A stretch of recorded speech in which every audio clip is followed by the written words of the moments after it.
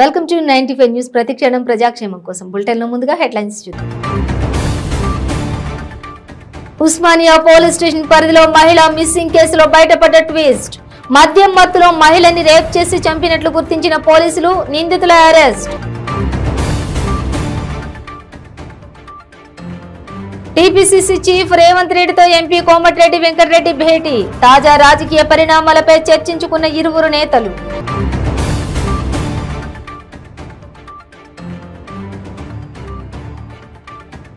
మెదక్ జిల్లా నర్సాపూర్ బస్టాండ్ సెంటర్లో భారీ అగ్ని ప్రమాదం, 4 షాపులు దగ్ధం.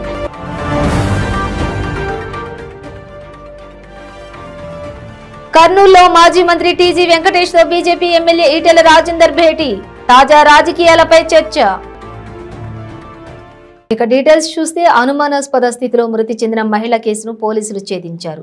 ఈ నెల 16న చెట్ల పొదల్లో కుళ్లిన స్థితిలో మహిళ మృతదేహం బయటపడ్డ విషయం తెలిసిందే. ఇన్స్పెక్టర్ జగదీశ్వర్ కేసు వివరాలను వెల్లడించారు. మౌలాలి భరత్ నగర్ కు చెందిన మహిళకు కళ్లు తాగే అలవాటు ఉందని, ఈ నెల 5న లాలాపేట వద్ద కల్లు కాంపౌండ్ లో భర్తతో కలిసి తాను కళ్లు తాగిందని తెలిపారు. ఈ క్రమంలో ఇద్దరి మధ్య వాగ్వాదం జరగడంతో భర్త అక్కడి నుంచి వెళ్లిపోయాడని తెలిపారు. రోజులు గడుస్తున్నా తల్లి ఇంటికి రాకపోవడంతో కుమార్తె ఈ నెల 7న పోలీస్ స్టేషన్ లో ఫిర్యాదు చేసిందని తెలిపారు. ఈ నెల 16న మల్కాజ్గిరి పోలీసులు ఇసుకపావి ప్రాంతంలో ఓ ముళ్ల పొదల్లో మహిళా మృతదేహాన్ని గుర్తించారని, వారు ఓయూ పోలీసులకు సమాచారం ఇచ్చారన్నారు. భర్త, కుమార్తె మహిళ మృతదేహాన్ని అక్కడికి వెళ్లి గుర్తుపట్టారని, అయితే మృతిపై అనుమానాలు ఉన్నట్లు వారు పోలీసులకు ఫిర్యాదు చేశారని తెలిపారు. నాచారం బాబానగర్ కు చెందిన బానోత్ రాజు అలియాస్ బనావత్ రాజు లారీ డ్రైవర్. అతడు కూడా ఈ నెల 5న లాలాపేట కల్లు కాంపౌండ్ లో కల్లు తాగుతున్నాడు. మహిళ మద్యం మత్తులో ఉండడాన్ని గమనించిన అతడు మహమ్మద్ సయ్యద్ గౌస్ తో కలిసి మౌలాలి రైల్వే స్టేషన్ వెనక చెట్ల పొదల్లోకి తీసుకెళ్లారు. ఆమెపై అత్యాచారం చేసేందుకు యత్నించగా కాపలాగా సయ్యద్ గౌస్ ఉన్నాడు. మహిళ ప్రతిఘటించడంతో ఆమెను నుదుటిపై పిడిగుద్దులతో దాడి చేయగా స్పృహ తప్పి కింద పడింది. అనంతరం అత్యాచారం జరిపి మహిళ సెల్ ఫోన్ తీసుకుని ఇద్దరు అక్కడి నుంచి పారిపోయారు. దర్యాప్తు చేపట్టిన పోలీసులు సీసీ ఫుటేజీ ఆధారంగా నిందితులను గుర్తించారు. ఇద్దరిని అదుపులోకి తీసుకుని విచారించగా నేరాన్ని అంగీకరించారు. మృతురాలి సెల్ ఫోన్ ను పోలీసులు స్వాధీనం చేసుకున్నారు.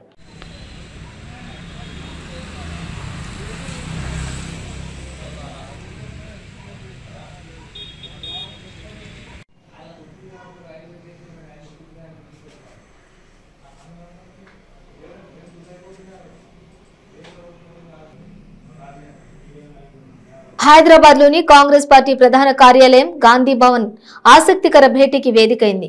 టీపీసీసీ చీఫ్ రేవంత్ రెడ్డితో ఎంపీ కోమటిరెడ్డి వెంకటరెడ్డి ప్రత్యేకంగా సమావేశమయ్యారు. తాజా రాజకీయ పరిణామాలపై ఇరువురు చర్చించుకున్నారు. ఈ భేటీ తెలంగాణ కాంగ్రెస్ వర్గాల్లో తీవ్ర చర్చనీయాంశంగా మారింది. రేవంత్ పీసీసీ చీఫ్ అయినప్పటి నుంచి వెంకటరెడ్డి పార్టీ కార్యకలాపాలకు దూరంగా ఉంటున్నారు. ఇటీవల మునుగోడు ఎన్నిక నేపథ్యంలో విభేదాలు మరింత ముదిరాయి. రేవంత్ ను లక్ష్యంగా చేసుకుని కోమటిరెడ్డి వెంకటరెడ్డి ఘాటు వ్యాఖ్యలు చేశారు. అలాంటిది ఇప్పుడు ఇద్దరు కలవడం విశేషమనే చెప్పాలి.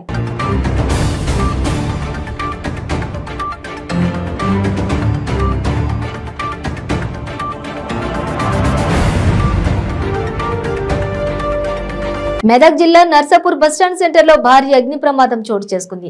బస్టాండ్ సెంటర్ లో ఉన్న ఓ షాపులో మంటలు చెలరేగాయి.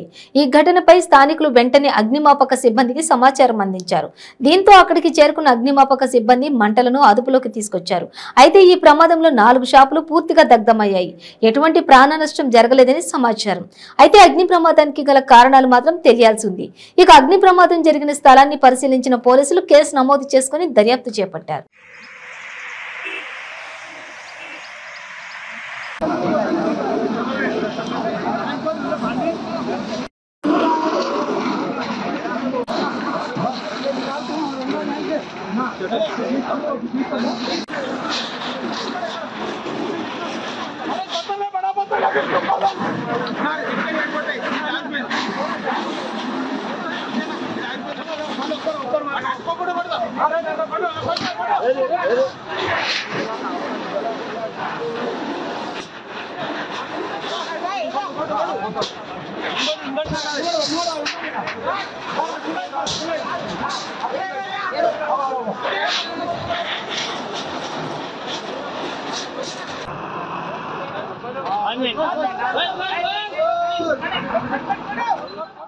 మాజీ మంత్రి బీజేపీ నాయకులు టీజీ వెంకటేష్ ను కర్నూలులోని ఆయన నివాసంలో బీజేపీ ఎమ్మెల్యే ఈటెల రాజేందర్ మర్యాదపూర్వకంగా కలిశారు.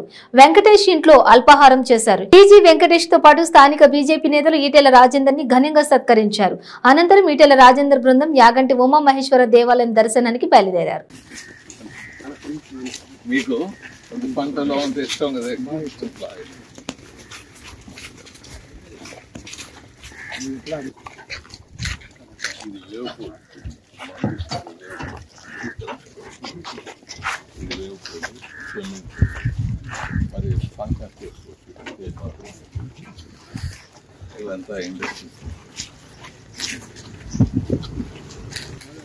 రైల్వే లైన్ ఇది హైదరాబాద్ బెంగళూరు దాని పక్కన బ్రిడ్జ్ ఉంది రోడ్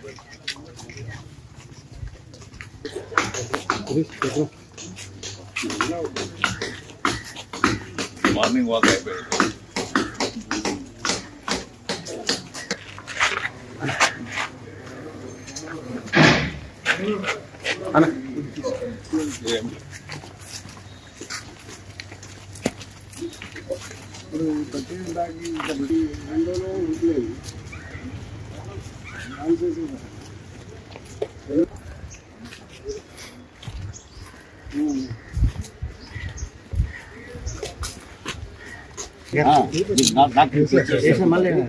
అతయోగి లాంటి వాడు కాదు కానీ ఆగిపోయినాడు.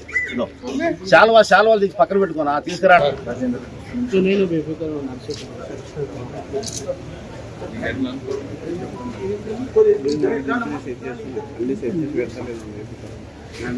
కొట్టన దీంట్లో కూడా సీఎం కేసీఆర్ రాష్ట్రంలో గడి మోడల్ పరిపాలన సాగిస్తున్నాడని ఆరోపించారు భువనగిరి మాజీ ఎంపీ బూరా నరసయ్య గౌడ్. యాదాద్రి జిల్లా యాదగిరిగుట్టలో మీడియా సమావేశం నిర్వహించిన ఆయన రాష్ట్రంలో అవినీతి పాలన, అహంకార పాలన సాగుతుందన్నారు. ప్రగతి భవన్ పెద్ద గడి అయితే నియోజకవర్గ ఎమ్మెల్యేలు చిన్న గడిలు నిర్మించుకున్నారని అన్నారు. రాష్ట్రంలో ప్రభుత్వ వైఫల్యాలపై ప్రజల దృష్టి మరలించడానికి టీఆర్ఎస్ ని కేసీఆర్ బీఆర్ఎస్ గా మార్చారన్నారు. 9 సంవత్సరాలు కేసీఆర్ పాలనలో ఏ రాష్ట్ర ముఖ్యమంత్రి చేయని అప్పు చేశాడని విమర్శించారు.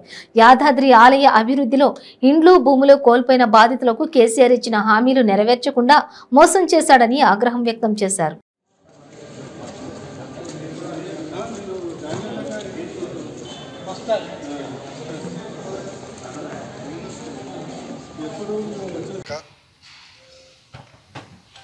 నిరుద్యోగ భృతి కానీ, ఉద్యోగాలు కానీ, రుణమాఫీ కానీ, డబుల్ బెడ్రూమ్ హౌసెస్ కానీ, దళిత బంధు కానీ, ఎస్సీ సప్లైన్ కానీ, బీసీ సప్లైన్ కానీ వీటన్నిటికీ జవాబు చెప్పలేక జీతాలు కూడా పేమెంట్ చేసే పరిస్థితి లేదు కాబట్టి, కట్టిన అప్పులకు వడ్డీ ఇచ్చే పరిస్థితి లేదు కాబట్టి దీని నుంచి దృష్టి మళ్లించడానికి బీఆర్ఎస్ అనే కొత్త నాటకం మొదలుపెట్టారు.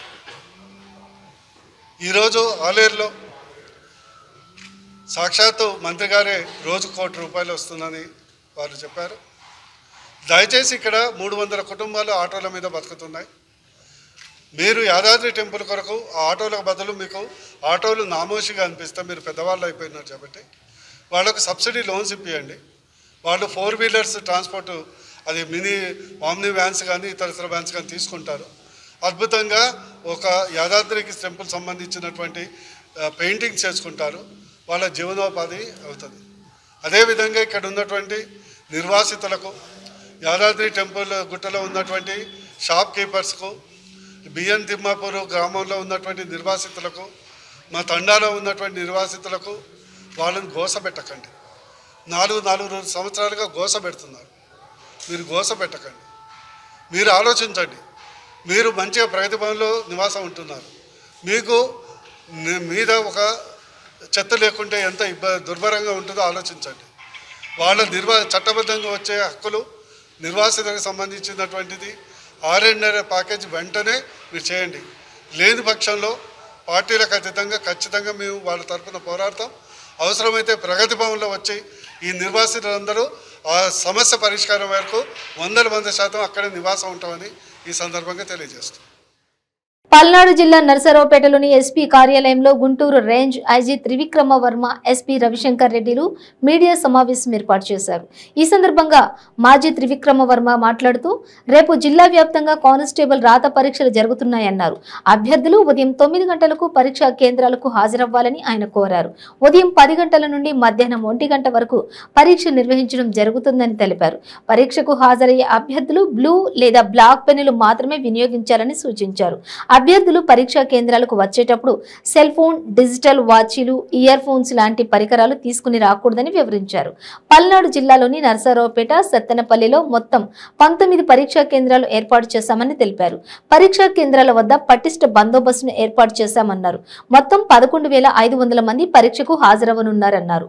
కానిస్టేబుల్ రాత పరీక్షలకు హాజరయ్యే అభ్యర్థులకు కేంద్రాలు దూరంగా ఉంటే వారు దిగే బస్టాండ్ల వద్ద తమ శాఖ వాహనాలు ఏర్పాటు చేశామని, అభ్యర్థులు వాటిల్లో పరీక్షా కేంద్రాలకు వెళ్లే విధంగా ఏర్పాటు చేశామని అన్నారు.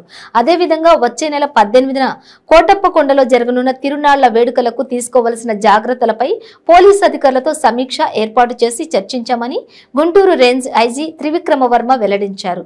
ఈ కార్యక్రమంలో అదనపు ఎస్పీ బిందు మాధవ్ తదితరులు పాల్గొన్నారు.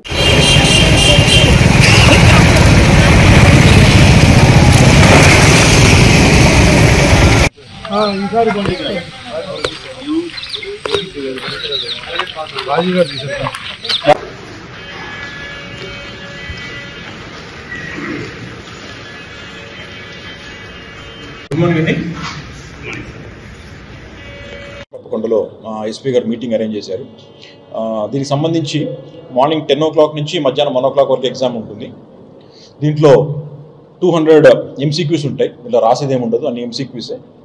ఈ 200 MCQsలో కూడా వాళ్ళ ఊరికి జస్ట్ దాన్ని మార్క్ చేయడమే, నెగిటివ్ మార్కింగ్ లేదు దీంట్లో.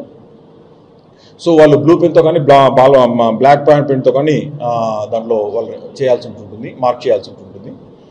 సో దీనికి సంబంధించి మీడియా ద్వారా చెప్పేది, పిల్లలు ఎగ్జామినేషన్కి వచ్చేటప్పుడు వాళ్ళకి 9 o'clock హాల్ లోపలికి ఎంట్రీ పర్మిషన్ ఇచ్చేస్తాం. 9 గంటలకు వాళ్ళు హాల్ టికెట్ ఎగ్జామినేషన్ సెంటర్ లోపలికి వెళ్ళిపోవచ్చు. వాళ్ళు వచ్చేటప్పుడు వాళ్ళ హాల్ టికెట్, ఒక ఐడి కార్డు, ఒక బ్లూ కలర్ కానీ బ్లాక్ కలర్ కానీ పెన్ మాత్రమే తెచ్చుకోవాలి. Hall ticket, ID card, blue కానీ బ్లాక్ కలర్ కానీ పెన్ తెచ్చుకోవాలి. సెల్ ఫోన్స్ కానివ్వండి, ఎలక్ట్రానిక్ గ్యాడ్జెట్స్ కానివ్వండి, ఎలక్ట్రానిక్ వాచెస్ కానివ్వండి, ఇటువంటివి కూడా ఎటువంటి పర్మిషన్ ఇవ్వము. అవన్నీ కూడా బయట తీసేసి బయట పెట్టించడం జరుగుతుంది. మీడియా ద్వారా చెప్పేది, దయచేసి ఎలక్ట్రానిక్ గ్యాడ్జెట్స్ ఏవి కూడా తీసుకురావద్దండి. చెవులో ఇయర్ ఫోన్స్ కానీ, ఎలక్ట్రానిక్ వాచెస్ కానీ ఇట్లాంటివన్నీ తీసుకురావద్దండి. ఇవన్నీ చెక్ చేస్తాం మేము, ఎందుకంటే ఆల్రెడీ బ్రీఫింగ్ ఇచ్చినాము. నార్మల్ వాచెస్ అలౌడ్, మిగతా వాళ్ళు ఎందుకంటే వాచ్ పెద్దలో వాచ్ ఉంటుంది, టైం కూడా చెప్తారు, అలాంటి మెసేజెస్ అన్ని కూడా ఇస్తారు. సో వాళ్ళు 9 o'clock వాళ్ళని ఎగ్జామినేషన్ హాల్లోకి పంపించడం జరుగుతుంది. 9:30కి వాళ్ళకు ఆన్సర్ ఫామ్స్ ఇవ్వడం జరుగుతుంది. 9:55కు వాళ్ళకు కాషన్ బెల్ ఉంటుంది, అప్పుడు క్వశ్చన్ పేపర్స్ ఇస్తారు. 10 o'clock ఎగ్జామినేషన్ స్టార్ట్ అవుతుంది. సో 10 o'clock నుంచి 1 o'clock వరకు ఎగ్జామినేషన్ ఉంటుంది. 12:55కు కాషన్ బెల్ ఉంటుంది. 1 o'clock బయటికి వెళ్ళొచ్చు. మధ్యలో ఎట్టి పరిస్థితుల్లో వెళ్ళి బయటికి వెళ్ళడానికి లేదు. మీరు ఎగ్జామినేషన్ కంప్లీట్ చేసినా కూడా మిమ్మల్ని బయటికి పంపించేది లేదు, మీరు ఎగ్జామినేషన్ లోపలనే ఉండాలి. సో వాళ్ళకి సంబంధించి లోపల వాళ్ళకి కావాలనుకుంటే డ్రింకింగ్ వాటర్ ఫెసిలిటీ ఇవన్నీ కూడా ఇన్విజిలేటర్స్ అరేంజ్ చేస్తారు. మొత్తం అంతా కూడా మనకు నాగార్జున యూనివర్సిటీ నుంచి వాళ్ళ ప్రొఫెసర్స్ వస్తారు, వాళ్ళ ఆధ్వర్యంలో జరుగుతుంది. సో వీళ్ళకు ఇన్విజిలేటర్గా ఉంటారు. ఇన్విజిలేటర్స్ తర్వాత అబ్జర్వర్స్ వస్తున్నారు. అబ్జర్వర్స్ కూడా జవహర్లాల్ నెహ్రూ JNTU కాకినాడ నుంచి వస్తారు. సో మొత్తం ఎగ్జామినేషన్ అంతా కూడా వాళ్ళు కండక్ట్ చేస్తారు. మనము బయట పోలీస్ డిపార్ట్మెంట్ బయట వాళ్ళకి సెక్యూరిటీ ఇస్తాం, బందోబస్తు ఏర్పాట్లు మనం చూసుకుంటాం. దీంట్లో పోలీస్ పరంగా మనము బేసిక్గా వాళ్ళకు ట్రాఫిక్ అంతరాయం లేకుండా వాళ్ళ ఎగ్జామినేషన్ సెంటర్స్కి తీసుకెళ్తాం. తర్వాత పార్కింగ్ ఫెసిలిటీస్ ఇస్తున్నాం, ఎందుకంటే పేరెంట్స్తో పాటు వస్తారు కాబట్టి వాళ్ళ పేరెంట్స్తో పాటు వాళ్ళు వచ్చే వెహికల్స్ పార్కింగ్ చేసుకొని వెయిట్ చేసుకునేందుకు వసతి కల్పిస్తాం. తర్వాత వాళ్ళు ఫ్రిస్కింగ్ మనం చేస్తాం. ఎట్టి పరిస్థితుల్లో కూడా ఏ విధమైన గ్యాడ్జెట్స్ ఏ విధమైన ఇవి లేకుండా తీసుకున్నానికి ఫ్రిస్కింగ్ మనం చేస్తాం. ఫ్రిస్కింగ్ చేసి వాళ్ళ లోపల పంపిస్తాం. సో 9 o'clock నుంచి స్టార్ట్ అవుతుంది. తర్వాత కొంతమంది డౌట్స్ కూడా ఎక్స్ప్రెస్ చేసినారు. ఒకవేళ రైటింగ్ ప్యాడ్స్ తెచ్చుకోవచ్చా, రైటింగ్ ప్యాడ్స్ తీసుకోకూడదు అని. రైటింగ్ ప్యాడ్స్ తీసుకోవడానికి కూడా అలవాటు లేదు, ఎందుకంటే మంచి టేబుల్స్ ఉంటాయి, దానిపైన మీరు జస్ట్ రాయడమే, ఇది డార్కెన్ చేయడమే. సో కనుక ఏ విధమైన సామాగ్రి కూడా అలౌ చేయము మేము. ఏమైనా బ్యాగ్స్ మీ సెల్ ఫోన్స్ ఉంటే బయట ఇటువంటి కౌంటర్ పెడతారు, దీని దగ్గర కూడా మన కాలేజ్ స్టాఫ్ని పెడతాం, మనం ఇటువంటి టేబుల్ పెడతాము, వాళ్ళకి కాలేజ్ స్టాఫ్ పెడతాం, వాళ్ళ దగ్గర సెల్ ఫోన్స్ ఏమైనా ఉంటే పెట్టేసుకోవచ్చు, ఏదైనా బ్యాగ్స్ ఉంటే పెట్టేసుకోవచ్చు, మళ్ళీ వచ్చి కలెక్ట్ చేసుకోవచ్చు. అంతే తప్పిస్తే లోపలికి మాత్రం తీసుకోవడానికి ఉండదు. ఈవెన్ ఇన్విజిలేటర్స్ తీసుకున్న ఇన్విజిలేటర్స్ కూడా సెల్ ఫోన్స్ ఉండదు. ఓన్లీ వాళ్ళ చీఫ్ సూపరింటెండెంట్ ఎవరైతే ఉంటారో చీఫ్ సూపరింటెండెంట్ మాత్రమే మనకు ఇది కల్పించడం జరిగింది. ఇది కాకుండా పోలీస్ ఆఫీసర్స్ ఒక బ్లాక్ తీసుకుంటే కారిడార్స్లో ఒక కానిస్టేబుల్ ఉంటారు. సో ఏదైనా అవసరం ఉండి ఇన్విజిలేటర్స్ పిలిస్తే, లోపల నుంచి ఎవరైనా ఇన్విజిలేటర్ పిలిస్తే ఎవరైనా కాపీ చేస్తున్నాడో లేదా ఇబ్బంది పెడుతున్నాడో అని చెప్తే అప్పుడు మా వాళ్ళు తెచ్చుకుంటారు. లేకపోతే మన వాళ్ళు పోలీస్ డిపార్ట్మెంట్ ఆఫీసర్స్ ఎవరు కూడా ఎగ్జామినేషన్ హాల్ లోపల కూడా పోరు. సో కారిడార్స్లో ఒకరు ఉంటారు. అవసరమైన పిలుపు ఎవరైనా అవసరం ఉంటే లోపలికి వెళ్తారు. అదే ఇన్విజిలేటర్ లోపల ఉన్న ఇన్విజిలేటర్స్ ఎవరైతే ఉంటారో సూపర్వైజర్స్ వాళ్ళు కూడా సెల్ ఫోన్స్ అలౌడ్ కాదు. సో స్థానిక Mangalagiri NRI academy of sciences లో క్రిటికల్ కేర్ విభాగం హెచ్ఓడి డాక్టర్ షేక్ అరీఫ్ బాషా ఆధ్వర్యంలో ఏర్పాటు చేసిన జాతీయ స్థాయిలో మొట్టమొదటి PG assembly for critical care medicine in India 2023 కార్యక్రమాన్ని అడ్మినిస్ట్రేటివ్ మాండవ విష్ణువర్ధన్ రావు ప్రారంభించారు. మారుతున్న పరిస్థితులకు అనుగుణంగా వైద్య రంగంలో అనేక మార్పులు వచ్చాయని, అందులో క్రిటికల్ విభాగం అత్యంత ప్రతిష్టాత్మకమైనదని, వైద్య విద్యార్థులకు అవగాహన కల్పించే లక్ష్యంతో ఏర్పాటు చేసిన మహత్తర కార్యక్రమమే ఈ కాంపెండియం అని వక్తలు పేర్కొన్నారు.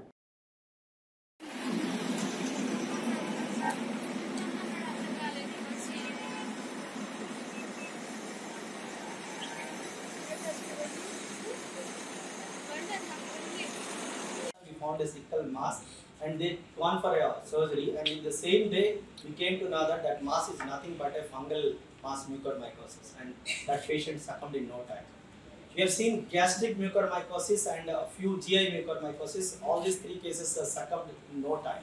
None of them survived in spite of very aggressive surgeries to remove them because of their invasion and dissemination. All the rhinocerebral mucormycosis, which we are talking about, the sinuses and maybe base of skull being involved, 99% of them they did well. None of them succumbed, or most of the times they did very well, because you can actually do a very aggressive debridement and surgery and base of skull. So they hardly had any problem. We had a pulmonary which is different again. We had a lobar consultations with non-resolving pneumonia, post-COVID cavitations. When we did a bar, we found mucor. And they all gone for a lobectomy, pneumonectomy in many of them. And in them, except the 3 cases out of those 14 or 15 which we undergone surgery, all the 14 did well. So 3 cases had a post-operative longer ventilation. There we could see the other lung getting infected or involved. We lost them. So I'm talking about there where you have a very extensive disseminated visceral mucormycosis. We could not save any of them. But rest of the mucormycosis, so particularly pulmonary, thoracic, cutaneous, limb, and also the rhinocerebral mucormycosis, many of them did well. So to start with, let me start by expressing my sincere thanks and gratitude to Dr. Arif Pasha, who is the professor and head of critical care medicine here in NRI Medical College, Guntur, who has taken such an immense initiative to organize this postgraduate assembly in critical care medicine. In 2018, this hospital created history by being the first medical college of Telangana, Andhra combined to get permission and the license to start DM course in critical care medicine. DM course in critical care medicine is the highest degree, super specialty degree that is available in India, which any college can get only after it achieves a certain status. It shows excellence in all the spheres, and after a very tough scrutiny of examination, a college gets this permission. And this college got this permission in 2018. This was a historical event. And right now in 2023, the Department of Critical Care Medicine, NRI Medical College, Guntur, is starting the yearly program called Postgraduate Assembly in Critical Care Medicine. Again, the first critical care medicine assembly in the entire southern India, including all states of the south. We are not sure of the north. That is why we are not saying, but in all probability, such a program of postgraduate assembly in critical care medicine is first time in the entire country. We don't have the data about the north, that is why we are not commenting, but definitely we are saying that it is first time in South India that such a thing. Now what this program will do, this is going to train the students, the super specialists, those who are undertaking this course, into the latest advancements, latest techniques, the latest principles, the latest benefit of practicing critical care medicine from experts, the best experts of the country. A total of 38 experts are invited this year to give this training, which is spanning over 3 days. And on day 4, there is also a mock examination, so that the students can themselves appear for an exam and see how much they have learned, what has been their progress, and whether they are fit to pass this course and practice critical care medicine. Vijayawada Bapulapadu మండలం మల్లపల్లి పారిశ్రామికవాడలో రైతులు ఆందోళనకు దిగారు. మల్లవల్లి పారిశ్రామికవాడ అభివృద్ధికి భూములు ఇచ్చిన రైతులకు నష్టపరిహారం వెంటనే చెల్లించాలని రైతులు డిమాండ్ చేశారు. సన్నకారు, చిన్నకారు రైతులు భూములు ఇచ్చి సంవత్సరాలు గడుస్తున్నా, ప్రభుత్వాలు మారుతున్నా కొంతమంది రైతులకు చెల్లించవలసిన నష్టపరిహారాలు అందలేదన్నారు.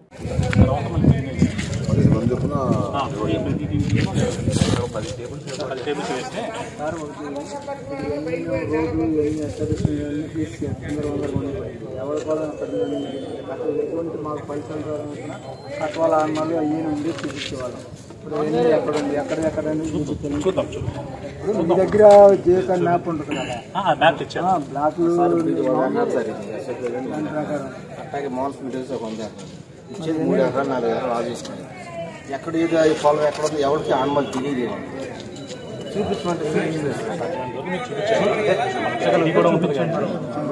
కొన్ని చోట్ల ఏమో కమిటీ లేని చోట్ల అడుగులు కలిసిపోయింది, కాలు పెట్టలేము.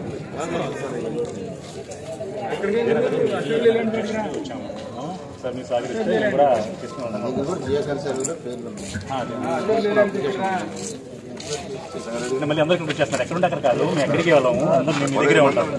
విశాఖలో నవయుగ వైతాళికుడు పుస్తకాన్ని మాజీ ఉపరాష్ట్రపతి వెంకయ్యనాయుడు ఆవిష్కరించారు. ఈ సందర్భంగా ఆయన మాట్లాడుతూ కందుకూరి వీరేశలింగం పంతులు జీవితంపై పుస్తకం రాయడం సంతోషకరమన్నారు. సాంఘిక దురాచారాలు రూపుమాపిన వ్యక్తి కందుకూరి అని, ఆయన కార్య వీరసూరుడు అని కొనియాడారు. ఇక సాధారణ తెలుగు పండితుడు, అసాధారణ కార్యాలు చేసిన వ్యక్తి అని అన్నారు. సాహిత్యం ప్రజల హితం కోరాలని, కందుకూరు జీవితాన్ని చూసి మనం ఎంతో నేర్చుకోవాలని సూచించారు. 19వ శతాబ్దం చివరిలో సామాజిక చైతన్యం తీసుకొచ్చిన వ్యక్తి కందుకూరి అని అన్నారు. నిజమైన సాహిత్యం అవుతుంది. మనం ఈ రోజుల్లో వింత పోకడపోతున్న సాహిత్యాన్ని మనం చూస్తున్నాం. ఈ 19వ శతాబ్ది చివరి భాగంలో ఈ ప్రజలకు ఒక సామాజికమైన చైతన్యాన్ని కలిగించిన మహానుభావుడు కందుకూరి గారు. తెలుగు జాతి జీవనాన్ని సంస్కరణల బాట పట్టించాడు ఆయన. ఎవరు ఫోన్ వాళ్ళు ఆపండి, కొంత ఆపేవాళ్ళు వితంతు వివాహం జరిపించి, భార్య చనిపోతే భర్త రెండో పెళ్లి చేసుకోవచ్చు, కానీ భర్త చనిపోతే భార్య పెళ్లి చేసుకోకూడదు అనే దురాచారం అవుతుందో ఆ దురాచారాన్ని ఆయన రూపమోపేందుకు ప్రయత్నం చేశాడు.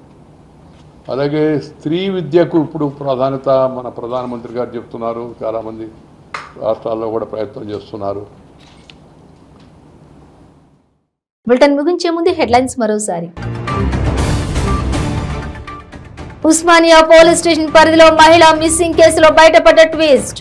మద్యం మత్తులో మహిళని రేప్ చేసి చంపినట్లు గుర్తించిన పోలీసులు, నిందితుల అరెస్ట్.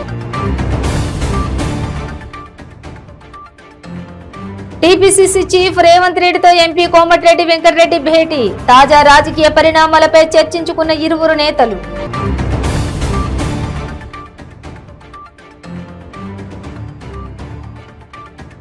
మెదక్ జిల్లా నర్సాపూర్ బస్టాండ్ సెంటర్లో భారీ అగ్ని ప్రమాదం, 4 షాపులు దగ్ధం.